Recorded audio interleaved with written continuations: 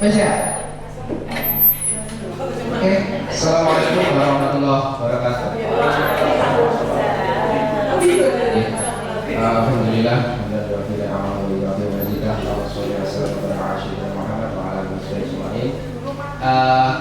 ya saya hormati teman-teman semuanya. Terima kasih atas rawuhnya. Karena saya cerita dulu nih sebelumnya. Jadi begini. Salah satu indikator MCSP itu adalah satu kabupaten memiliki 2 PNS yang bersertifikat vaksin. Di kita Jombang itu cuma ada Pak Kopras. Akhirnya Jawa Timur, Provinsi Jawa Timur itu mengarahkan setiap daerah wajib ada 2 orang yang bersertifikat vaksin. Sehingga saya diutus sama Pak Inspektur untuk melakukan ini sebagai langkah saya supaya bisa lolos seleksi vaksin jalur pengalaman. Jalur pengalaman itu harus melakukan sosialisasi 3 kali, terekam secara full dan diupload di YouTube. Selain itu e-learning dan nanti ada uji kompetensinya di Surabaya bulan September. Gitu. Jadi mohon sabarnya dan makasih banyak membantu. Anggap saja membantu Pak Inspektur dan Pemda gitu. Tapi meskipun begitu saya tetap melakukan ini dengan tidak jelek. Saya tetap berusaha menyampaikan dengan ya sebagaimana yang perlu sampaikan. Permasalahan waktu adalah paling enggak adalah sekitar 30 menit. Nanti saya akan menyampaikan materi tidak lama, lalu tanya jawab. Saya jawab itu mungkin hanya 2 pertanyaan. Yang bertanya saya hadiah Silverpool. Karena saya sendiri juga kalau ada acara nggak ada kayak gitu yang males tanya, gitu. Oke, terima kasih. Jadi yang pertama hari ini kita akan membahas apa itu korupsi. Kenapa saya pakai ini ya? Jadi di ACLC KPK teman-teman sudah lihat mungkin Mbak Lina ya sudah tahu. Sebenarnya ada banyak perspektif tentang korupsi gitu.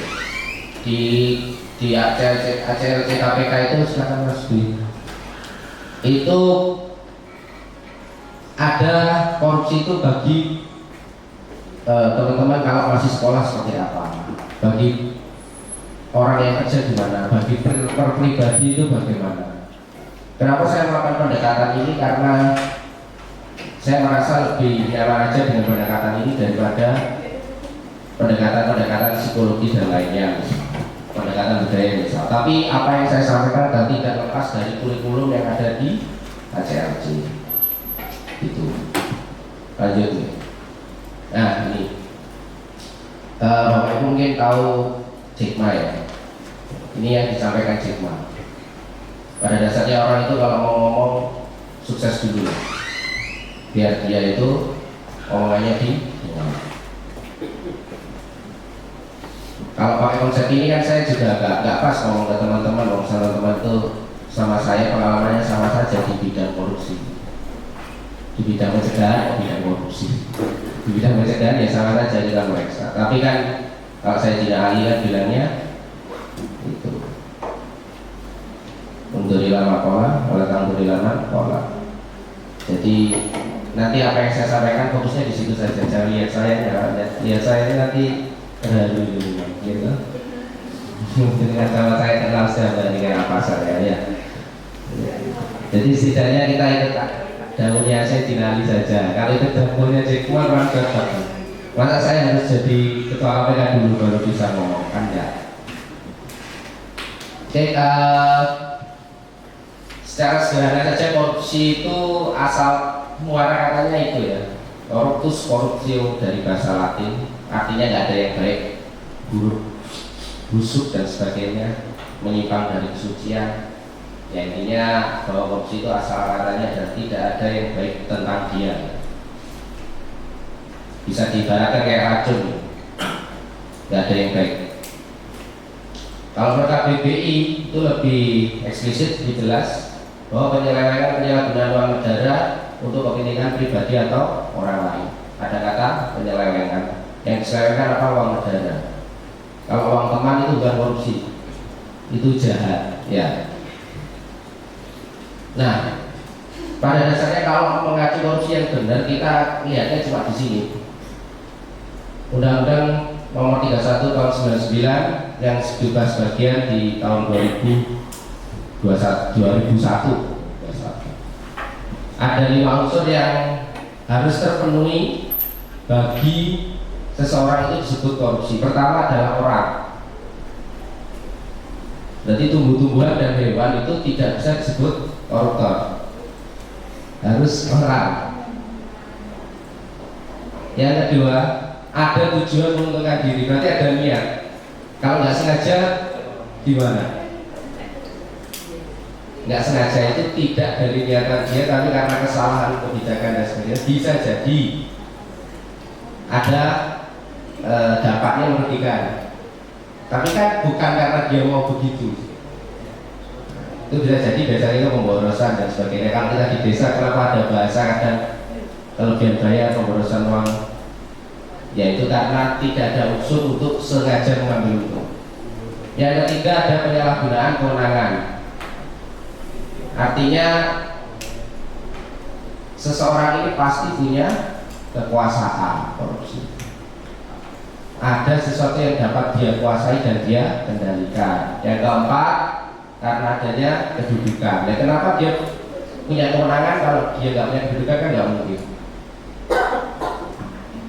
Dan yang terakhir adalah merugikan keuangan atau perekonomian. Kalau ingat Jibril dulu, perekonomian itu yang contohnya kasus korupsi ketemu berapa ratus T, yaitu karena kerugian perekonomian negaranya sangat tinggi.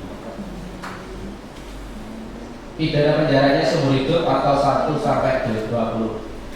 Selamanya 1 tahun, maksimal 20 tahun, dan atau denda 50 juta sampai 1 miliar dan atau. Ini pidananya kalau seseorang sudah didakwa sebagai seorang koruptor dengan 5 unsur ini. Intinya ya. Lanjut. Sekarang kalau ke perspektif Islam, karena saya Islam, saya pakai kata-kata perspektif agama nggak berani karena takutnya nanti dari kepercayaan lain malah salah saya ngomongnya. Karena saya Muslim, saya ngomongnya ke Islam. Pada dasarnya kalau korupsi itu kalau di Islam namanya ghulul. Artinya ghulul itu khianat yang mutlak. Artinya khianat mutlak itu tidak ada ruang toleransi. Itu siapa yang berpendapat Syekh Nawawi. Kalau dengan siapa Syekh Nawawi, beliau salah satu ulama Indonesia yang menjadi imam besar di Mekah, dikebumikan di sana juga. Termasuk daripada khianat yang dimaksud adalah menggelakkan zakat atau baitul mal. Kalau konsep Islam kan seperti itu, baitul mal ya, bukan kas negara, tapi sama saja. Pada dasarnya korupsi kenapa jangan? Karena pada dasarnya korupsi itu mengkhianati amanah. Jadi dia disebutnya dulu ya. Ada Ali Imran dan ada Al-Anfal. Katanya Allah, dan tidak ada yang tidak dibalas. Karena toh nanti katanya Rasulullah, banyak hal yang ada banyak 4 perkara yang tidak akan 4 perkara yang akan ditanyakan ketika seseorang nanti di yaumul hisab. Dan diantaranya adalah tentang dari mana rezeki diperoleh dan untuk apa rezeki itu digunakan. Nah, intinya baik dari perspektif negara maupun perspektif Islam sama-sama bahwasanya korupsi itu buruk. Ke pengertian awalnya koruptio tadi, buruk, merusak, dan menyimpang dari yang namanya kesucian. Lanjut Mas. Nah yang terakhir, bukan terakhir sih, tambahnya begini konsepnya. Kalau pakai versi kita Muslim, Al-Baqarah 188 itu bilangnya kan janganlah kamu memakan harta sebagian di antara kamu dengan jalan batil, dan janganlah membawa urusan kepada hakim supaya dapat makan ila akhirih. Batil itu artinya salah, dia lawan kata dari kata hak. Hak itu benar. Asbabul nuzulnya dulu ada dua sahabat Nabi, si A dan si B. Di sini Abdan dan Imru. Abdan dan Imru ini berebut tanah waktu itu. Kemudian Rasulullah dicurhati. Ya Rasulullah gimana ini? Sama-sama dua-duanya mengaku tetapi tidak ada saksi. Ya kesaksian hanya dari dua orang itu. Kemudian Rasulullah memerintah si Imru'nya. Ya udah kamu bersumpah saja, berkata bahwa itu tanahmu. Tapi sebelum si Imru' tadi mengucap sumpah demi Allah ini tanah saya, Rasul berkata innalladzina yastaruna bi ahdillahi tsamana qalila. Jadi artinya innalladzina yastaruna bi ahdillahi itu sebenarnya orang-orang yang memperjualbelikan atau menukar sumpah Allah tsamana qalila dengan harga yang murah. Ditegur artinya gini, kamu kalau benar-benar sumpah, jangan sampai sumpahmu dengan nama Allah itu hanya kamu tukar dengan dunia.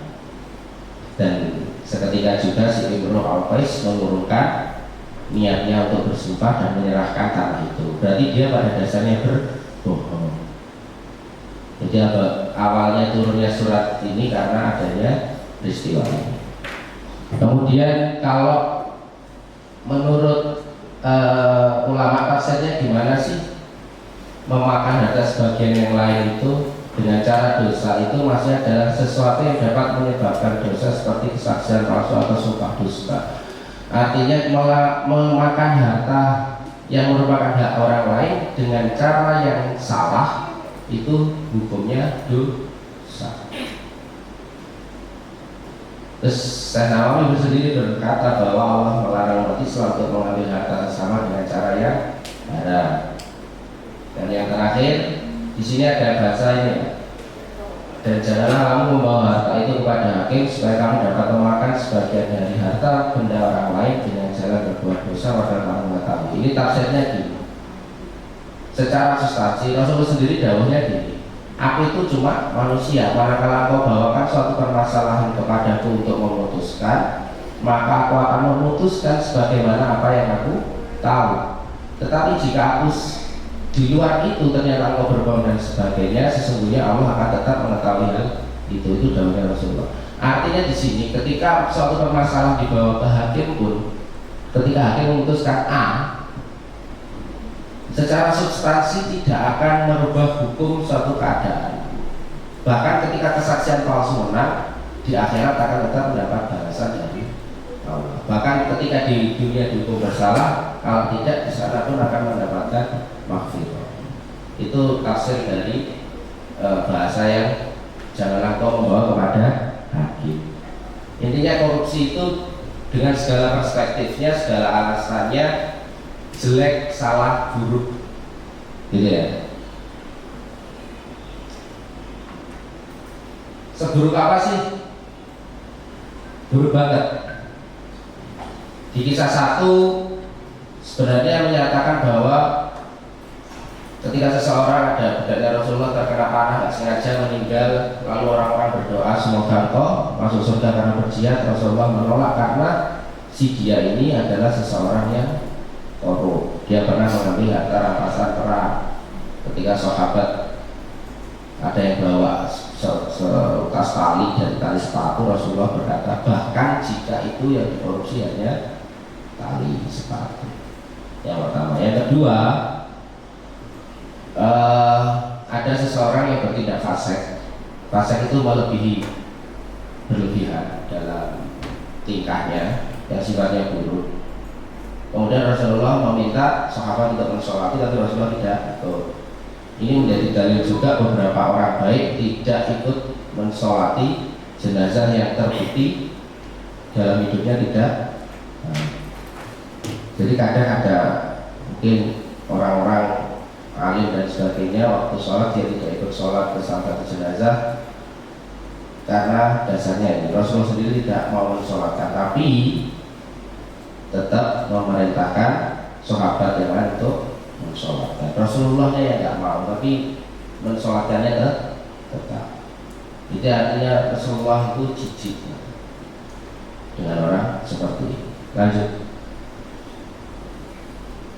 Ya, pada dasarnya korupsi seperti tadi ya, tapi yang perlu dipegang kalau kita penyelenggara negara ya setiap orang dengan niatan menguntungkan diri sendiri dengan menyalahgunakan kewenangan karena kedudukan yang ada padanya sehingga merugikan negara. Fokusnya adalah 5 unsur yang awal tadi. Kalau yang lainnya itu hanya referensi supaya ternyata nggak hanya agama gitu, nggak hanya negara gitu, nggak hanya penyelenggara negara, manusia biasa saja bisa rawan dengan korupsi. Sebenarnya di ACLC KPK itu sudah jelas ada 30 jenis korupsi ya. 30 jenis ini satu perbuatan gitu mas. Tetapi sama KPK dikelompokkan lagi menjadi 7, yaitu kerugian negara, suap, penggelapan, pemerasan, perbuatan curang, gratifikasi, dan benturan kepentingan dalam pengadaan. Kurang lebih sebenarnya teman-teman sudah tahu ya kalau kerugian keuangan negara itu yang jelas-jelas dampaknya adalah keuangan negara hilang. Yang kedua, suap menyuap untuk sengaja membayar sesuatu untuk memperlancar urusan yang melanggar ketentuan. Kalau penggelapan dalam jabatan, ini contohnya adalah misal penegak hukum membakar alat bukti karena dia jabatannya dan penyidik, dia memiliki akses ke alat buktinya dimanipulasi. Kalau pemerasan itu datangnya dari penyelenggara negara yang melakukan pelayanan publik, dia meminta naik harga dan sebagainya, pemerasan. Jadi unsurnya dari si sayanya. Kalau perbuatan curang itu contoh kalau di desa ada spesifikasi yang sengaja dikurangi. Benturan kepentingan dalam pengadaan ini sudah paham semuanya. Saya kira terus gratifikasi itu adalah pemberian hadiah kepada penyelenggara negara atas pelaksanaan tugasnya. Gratifikasi itu ada yang dibolehkan dan ada yang tidak. Ada yang dianggap suap dan ada yang tidak dianggap suap. Terlepas dari gratifikasi itu dianggap suap ataupun tidak dianggap suap, pada dasarnya gratifikasi menurut aturannya wajib dilaporkan kepada KPK, bisa melalui UPG daerah masing-masing. Ada yang tidak perlu dilaporkan, nanti dibahas. Nah, kalau berdasar skala dan dampak itu ada petty, grand, dan politik ya. Petty itu kecil-kecilan, pungli kecil itu ya kecil, nggak besar kan kecil. Kalau grand itu melibatkan kebijakan, benar-benar levelnya tinggi kayak EKTP itu benar-benar grand corruption. Kalau saya bayar Mas Faiz untuk melayarkan sesuatu itu kecil-kecilan. Dan yang terakhir politik itu karena adanya keinginan penguasa tertinggi ya untuk mengambil sebagian uang, tujuannya biasanya untuk kampanye, untuk biaya kampanye ke depannya, untuk mengelola para pendukung di partainya, seperti itu. Sudah cukup Pak di sini ya? Ini secara KPK gimana ini aturan beneran. Lanjut. Nah ini gratifikasi kenapa dibahas khusus karena ada peraturannya sendiri mengenai gratifikasi. Yang pertama, secara arti gratifikasi itu pemberian dalam bentuk apapun dengan cara apapun. Itu gratifikasi kepada penyelenggara negara ya. Kalau kepada teman itu bukan. Karena kalau dalilnya itu ketika dikasih kebaikan, jika ada yang memberi kepadamu maka balaslah pemberian tersebut juga. Jadi kalau melakukan sesuatu itu, kalau mendapatkan hadiah itu membalas hadiah itu sunnah. Tapi kalau diniati mengikuti sunnah, kalau nggak diniati mengikuti sunnah, nggak akan dapat pahala sunnah. Misal si Faiz diberikan Mas Reza S karena suka diberikan kembali, maka Pak Faiz tidak akan mendapatkan apa-apa kecuali rasa suka. Tapi kalau dia memberikan Reza karena tahu bahwa Nabi dulu membalas kebaikan, maka dia mendapat pahala sunnah. Tapi kalau memberikannya tanpa melihat Nabi, maka tidak akan mendapat pahala sunnah. Karena yang amal diniati itu mutlak. Selanjutnya pasal 12C Undang-Undang 20 2001 ya. Jadi 30 hari ini yang saya jelaskan tadi. Jika tidak, maka tidak bisa dipenjara seumur hidup atau pidana penjara paksa dengan 20 tahun dan pidana penjara berapa. Ini adalah gratifikasi yang sudah dianggap suap. Gratifikasi yang dianggap suap yang tidak dilaporkan ada saksi seperti itu. Yang dianggap suap itu apa? Jika berhubungan dengan jabatan dan yang berlawanan dengan kewajiban dan tugasnya. Selama merasa tidak berlawanan, pikirkan sendiri deh. Setidaknya kenapa kita harus tahu, karena kita mengalami sehari-hari saya. Dan paham aturan itu kunci dari hidup yang tenang, baik secara agama ataupun tidak.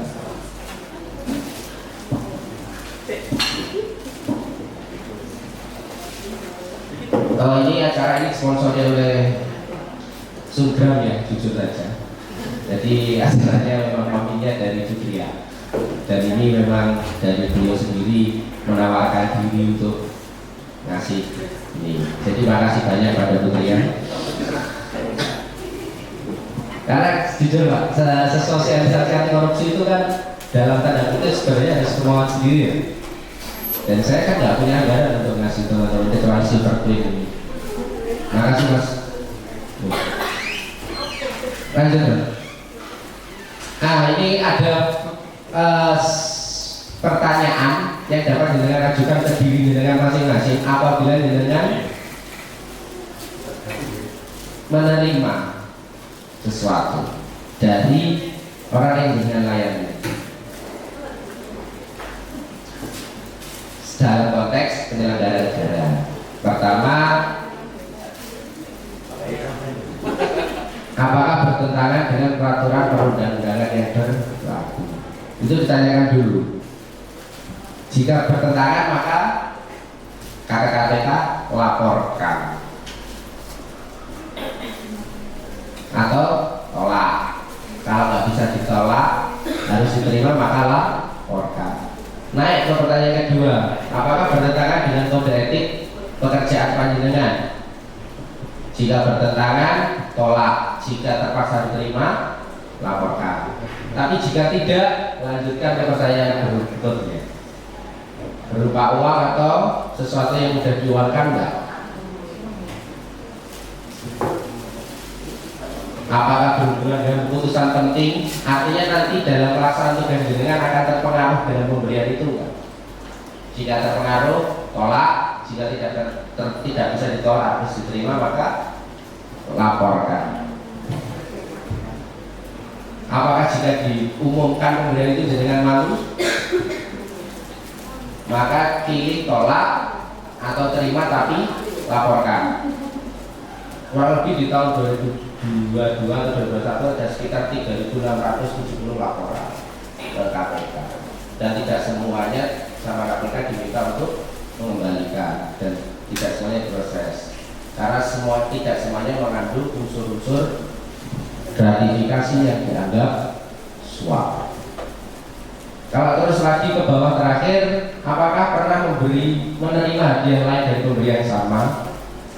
Apakah DIK tok banget lagi meluluhkan hati? Apa isi dental sekali dua? Ketika memang pertanyaan ini secara perasaan justifikasi dengan aman-aman saja, ya, maka dapat dipertimbangkan untuk diterima. Dapat dipertimbangkan ya, bukan harus diterima ya. Jadi KPK bilangnya dapat dipertimbangkan untuk diterima. Dapat dipertimbangkan. Jika jawabannya tidak atas 6 ini, atau jika terpaksa harus terima, maka lapor. Lapor pun jika memenuhi peraturan KPK nomor 2 tahun 2019 itu ada banyak. Saya cantumkan beberapa yang nggak perlu lapor. Salah satunya nikah, potong, pacar adat ngasih orang PNS ya yang dikasih maksudnya. Dengan terima sebagai PNS, dengan terima bulan 1 juta, itu tidak perlu dilaporkan KPK. Kalau 1 juta 100, dengan baiknya 100. 1 juta 100 dengan secara aturannya KPK nomor 2, dengan harusnya lapor. Yang kedua, terkait bencana nggak perlu lapor ya. Kalau bantuan yang sifat bencana jelas nggak perlu lapor. Nggak semuanya serta merta dilaporkan. Yang ketiga, pemberian jasa marga rekan kerja paling banyak 300.000 per orang. Per orang ya. Per orang itu per orang yang kasih. Per orang yang kasih. Kayak Pak Kus kemarin kan 100 ya turun nanti. Ya aman-aman aja, nggak masalah. Pemberian sesama rekan kerja tidak dalam bentuk uang atau alat lainnya, misal buah-buahan, dan tidak terkait kedinasan. Paling banyak itu 200.000 setiap pemberian per orang, dengan total pemberian tidak melebihi 1 juta dalam 1 tahun dari pemberian sama. Ini tidak perlu lapor. Nanti di kurs sendiri lah. 200.000 apa lebih. Nah, ini aturannya itu melegalkan, sehingga dalam hati harusnya jenengan santai kalau dalam kondisi seperti itu. Karena kalau was-was itu berarti subhat. Kalau subhat itu cenderung tidak toyib. Tidak toyib itu berarti tidak mendatangkan berkah. Tidak berkaitan artinya tidak tambah banyak. Yang terakhir, pemberian berupa hidangan atau sajian yang berlaku umum.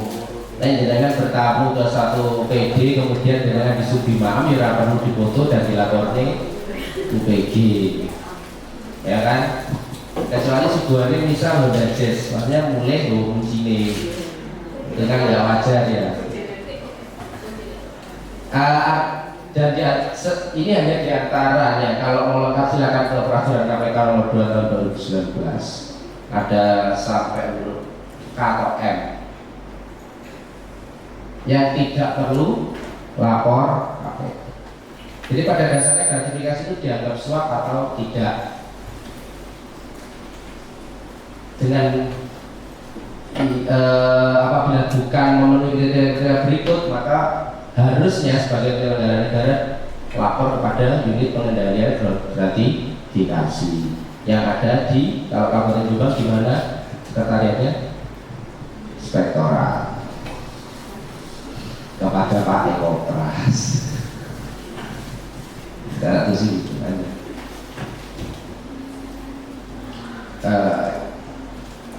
Ini hanya referensi saja ya. Jadi dulu Rasulullah itu mengutus petugas zakat. Petugas zakat itu dapat hadiah. Petugas zakat ini dapat hadiah.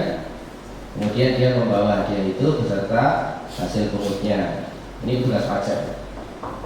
Terus ngomong kepada Rasulullah, ya Rasulullah, sesungguhnya ini bagianmu dan ini bagianku. Karena ini adalah yang aku dapat dari narik pajak zakat. Sekarang ini adalah hadiah yang aku terima. Kemudian Rasulullah berkata, dan kenapa sih kok kamu nggak duduk saja di rumah ayah ibumu untuk melihat apakah hadiah itu akan juga datang. Kemudian beliau ceritanya di sini berpidato ke PNS-nya waktu itu, pegawai Nabi Shallallahu Alaihi Wasallam, PNS. Pegawai, iya kan, waktu itu khalifah Nabi, pegawai Nabi Shallallahu Alaihi Wasallam di Madinah, dengan mengangkat tangannya hingga bajunya sampai turun, berteriak, mengapakah seorang dari kalian tidak duduk saja di rumah ibu bapak kalian untuk melihat apakah pemberian hadiah itu adalah murni untuk kalian. Artinya bukan semata-mata karena kalian adalah PNS. Kalau melihat itu sebenarnya gratifikasi atau tidak, itu logikanya dengan kalau diem di rumah sama dia tetap dikasih. Dengan berurusannya tanpa seragam, tanpa surat tugas, dengan akan tetap klarifikasi. Misal dengan datang ke suatu pelayanan publik, dengan bukan PNS, dengan dapat hadiah. Atau ketika dengan tidak berbaju PNS, dengan tidak mendapat hadiah, begitu dengan bawa ST dan sebagainya, dengan dapat hadiah. Sebenarnya kalau menurut perspektif Islam itu seperti itu. Lebih ekstrim sebenarnya daripada KPK. Tapi kan kita juga boleh berpendapat berjedian bahwasanya ulil amri minkum itu juga artinya gini, Nabi itu malah sama sekali nggak boleh kalau kata Nabi. Tapi kata negara itu boleh jika ya kita ikut negara nggak apa-apa. Bukan berarti terus nggak ikut. Bukan berarti kok terus nggak ikut Nabi. Karena konsep atiullah wa atiur Rasulullah ulil amri minkum itu juga harus dibolehkan, juga boleh gitu. Paham? Gak apa-apa sih. Yang penting kan sosialisasi. Lanjut.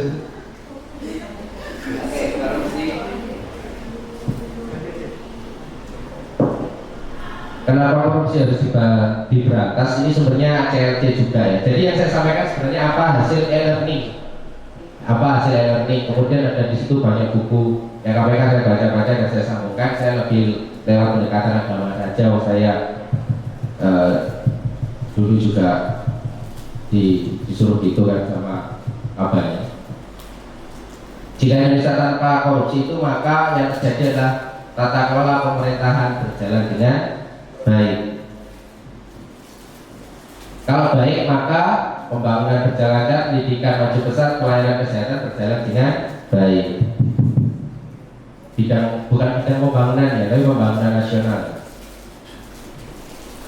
Kalau korupsi tidak ada, ini katanya KPK. Dan yang selanjutnya, kita kan sering dengar ya, Pak Inspektur juga kalau pengarang pagi itu apel, kita itu tugasnya pencegahan korupsi, pemberantasan korupsi dan sebagainya.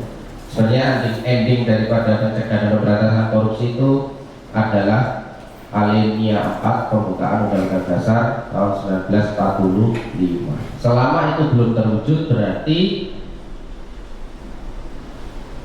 korupsinya masih banyak. Kan gitu. Tujuan tidak tercapai, kalau referensial tujuan tidak tercapai karena ada masalah yang tidak bisa terselesaikan. Lanjut Mas. Nah, kalau teman-teman terkait pemberantasan korupsi itu dinilainya bagaimana? Ada 3. Yang pertama indeks persepsi, indeks perilaku, anti korupsi, dan survei integritas. Yang 2 yaitu IPAK dan SPI itu dilakukan oleh BPS internal. Tapi kalau indeks persepsi korupsi itu dinilai oleh Transparansi Internasional. Jadi yang dinilai itu suatu negara.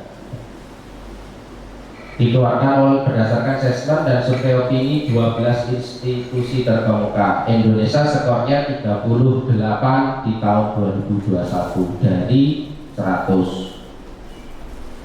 5 tertinggi salah satunya adalah Singapura dengan nilai 85.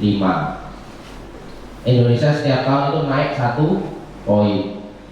Jadi ini lebih tanya kepada pelaku usaha yang secara internasional, disurvei sama teman-teman yang ini 12 institusi resmi ini. Indonesia di mana? Indonesia di mana? Kita cuma dapat 38. Terendah itu kalau nggak salah Brazil atau termasuk diantaranya itu dapat nilai 15. Artinya gini loh, kita di bea cukai berarti banyak suapnya dan sebagainya dan sebagainya. Kalau yang perilaku anti korupsi itu yang survei BPS. Kadang kan teman-teman ada survei, isi survei di WA, nomornya didaftarkan jadi survei. Gimana sih persepsi kita? Ini yang disoroti lebih ke petty cash tadi. Di sekitar Anda banyak suap menyuap, bukan suap-suapan, suap menyuap. Terus ada curang banyak kayak gitu. Lebih ke petty cash sama petty corruption, nggak sampai level tinggi. Dan yang terakhir, peta resiko survei penilaian integritas itu yang melakukan BPS. Ya begitulah, tapi ya nilai BPS Indonesia baik-baik saja menurut BPS karena nilainya hampir 4. Bagus sudah versi BPS. Tapi kalau versi transparansi Indonesia jelek. Lanjut. Nah, kenapa harus memberantas korupsi? Sedikit aja ya.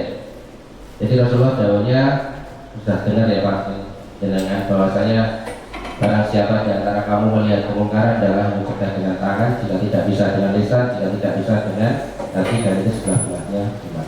Tafsirnya itu gini teman. Tafsir ini dikeluarkan oleh tafsir ini diungkapkan oleh Syekh Nawawi Banten. Yang pertama begini, apabila kau melihat kemungkaran, berarti kalau tidak melihat tidak wajib seseorang itu untuk mencegah. Melihat itu berarti harus dengan mata. Contoh, si A dan si B, laki-laki perempuan masuk ke kamar, kemudian dia keluar. Apakah boleh dihukumi zina? Tidak boleh. Dihukumi zina jika dia melihat masuknya zakat. Itu baru disebut zina. Artinya panjenengan semua kalau tidak melihat dengan mata kepala sendiri kemungkaran, maka tidak ada kewajiban bagi jenengan untuk mencegah. Kalau sekedar tahu itu ya wis, tahu itu dengar-dengar koyoke paling. Yang kedua, mampu. Kalau mampu itu jenengan punya kewajiban untuk mencegah kemungkaran, artinya korupsi itu loh. Ini konsepnya ke korupsi aja, nggak usah ke zina. Yang pertama melihat dengan mata kepala sendiri, yang kedua bila mampu. Mampu itu siapa yang jenengan mau ingatkan? Bisa nggak dengan tangan? Bisa nggak? Kalau nggak bisa dengan lisan, kalau nggak bisa dengan hati. Dan yang terakhir adalah tidak mengancam nyawa. Manakala panjenengan mengingatkan tapi resiko pekerjaan jenengan akan dipindah dan sebagainya, maka boleh bagi panjenengan untuk tidak melakukan itu. Ambil misal Menteri A melakukan, jenengan staf menteri, jenengan roh melihat dia menerima uang dan itu suap. Apakah jenengan wajib menegurnya dengan tangan? Enggak. Dengan lisan, Pak Ngapunten, kata KPK itu enggak boleh. Apakah itu berarti jenengan dosa? Enggak, yang penting apakah jenengan dosa? Enggak. Kenapa enggak? Karena dalam konsep mencegah itu harus memenuhi 3 persyaratan. Melihat dengan sendiri, bila mampu, dan tazkiyun nafs itu wajib. Menjaga diri itu wajib.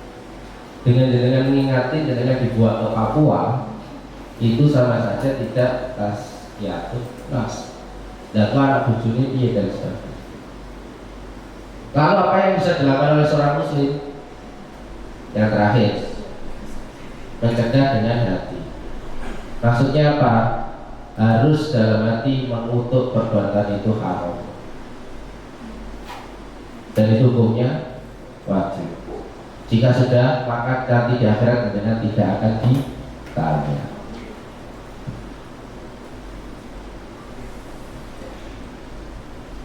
Tidak akan ditanya kalau nanti sudah memutuskan. Jadi kalau tahu itu dan secara kondisi tadi memang tidak mampu, ya sudah di hati setidaknya panjenengan harus mengatakan bahwa itu adalah perbuatan yang salah, bahkan termasuk terhadap diri sendiri. Misal si A nih nerima uang yang ya harus dia terima, karena nggak bisa dia nggak terima. Dia nggak bisa nolak, sudah nggak bisa nolak. Secara aturan dia harus satu lapor KPK. Tetapi kalau secara pandangan Islam, dalam hati dia harus mengatakan bahwa apa yang dia terima ini adalah haram, dan itu nanti akan menyelamatkan nanti waktu di akhirat. Kemudian kalau terakhirnya, kenapa sih kalau harus mencegah? Akan tercipta yang namanya negeri yang aman dengan Tuhan yang Maha Pengampun. Ini ceritanya negeri Sabah, Ratu Balkis. Terus bilang, terima kasih. Ada yang mau berpendapat boleh, tanya boleh, nanti hadiahnya silver plate. 2 orang aja, jangan banyak-banyak. Maaf, saya tidak bisa menerima hadiah.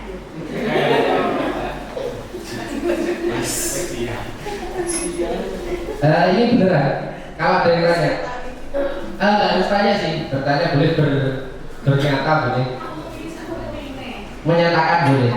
Ya, silakan.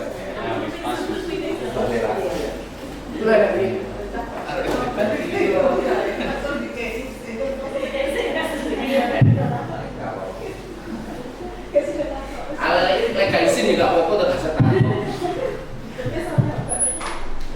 Baik, terima kasih. Izin bertanya terkait dengan melihat perbuatan hamba ini korupsi ya. Jadi kan kalau dalam perspektif agama kita diperbolehkan tidak menegur kalau tidak memenuhi 3 unsur yang salah satunya mampu dan tidak membahayakan bagi si penegur. Itu dalam perspektif Islam. Tapi kalau dalam perspektif hukum bagaimana? Ketika kita melihat adanya suatu tindakan yang melanggar hukum dalam hal ini korupsi, kita diam membiarkan, apakah toleransi dalam hukum ini sama seperti dalam perspektif Islam? Terima kasih. Ya, terima kasih. Jawab pertanyaannya. Kalau di perspektif sebagai penyelenggara negara, secara aturan adalah melaporkan melalui BPS. Jadi Dumas harus Dumas. Ya. Dan tahu sendiri kan BPS kan ada toh. Jadi tahu semua BPS ada. Mbak Nina kayaknya ngelola BPS Jombang itu. Dan teman-teman BPS ya Mbak Nina. Silakan mengajukan di situ kan bisa Mbak. Itu kan pengaduan tapi dari internal ya Mbak Nina ya BPS itu. Nah, kalau secara perspektif hukum negara maka wajib melaporkan lewat BPS. Tapi kan kita faktual aja lah. Setidaknya dengan aman secara Islam.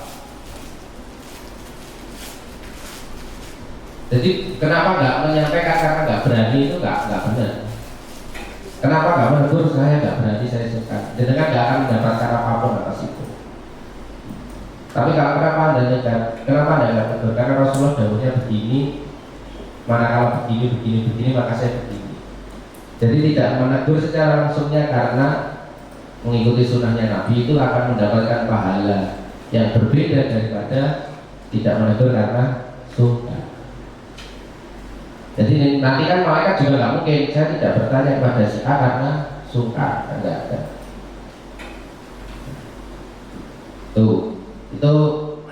Itu nggak harus lapor sebenarnya.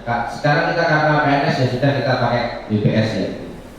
BPS kalau melihat ya berani jujur kan hebat.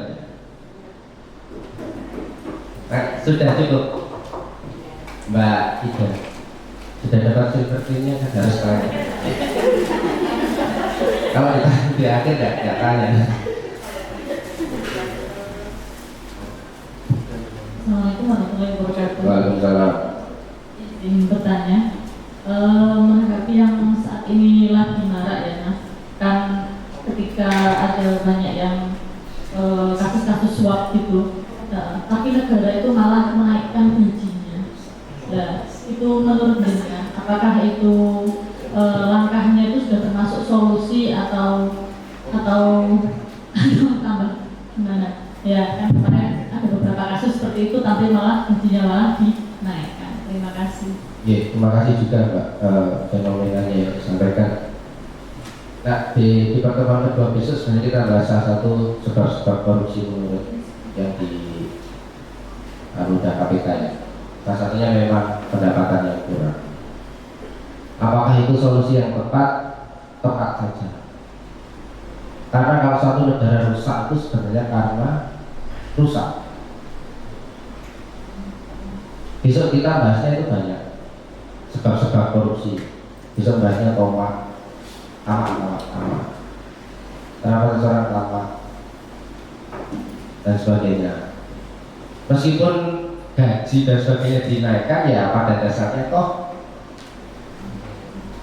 budayanya kan yang nggak berubah. Kan kalau korupsi maaf ya di lingkungan di banyak tempat kan nggak apa-apa toh, gitu. Maksudnya ya nggak apa-apa, benar-benar nggak apa-apa. Berapa orang yang katakanlah terindikasi korupsi itu berapa orang yang dihukum pun di data KPK itu selama 10 tahun kerugian negara sekian triliun, tapi hanya bisa mengembalikan sekian miliar. Karena apa? Karena regulasi di kita memang belum ada kayak perampasan. Orang yang melapor akan susah. Jadi kalau dinaikkan supaya, saya secara pribadi setuju. Karena memang salah satu faktor seseorang mau menerima suap adalah kecenderungan dia tidak pernah puas. Dan itu gagalnya di mana? Di pendidikan sebenarnya. Bagaimana pendidikan tidak mampu menciptakan SDM yang berkarakter, yang sidik, amanah, tabligh, katon.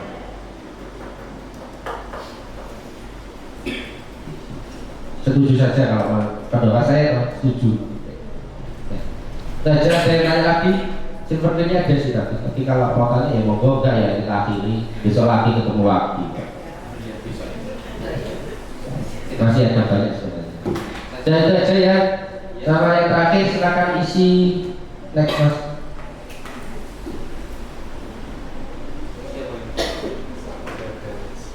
Loh. Oh ini loh. Sorry. Ini evaluasi, jadi penyuluh anti korupsi jalur pengalaman itu satu lewat e-learning, yang kedua sosialisasi 3 kali, yang ketiga ada evaluasi atas kegiatan. Dengan nilai saja di situ pakai bintang gitu aja. 1 itu sangat tidak setuju atau tidak nyaman atau tidak suka, 2 kurang, 3 netral, 4 setuju, 5 sangat setuju. Silakan isi daftar hadir juga karena nominnya dari Kasubag Sudran ya, pakai anggaran yang lain.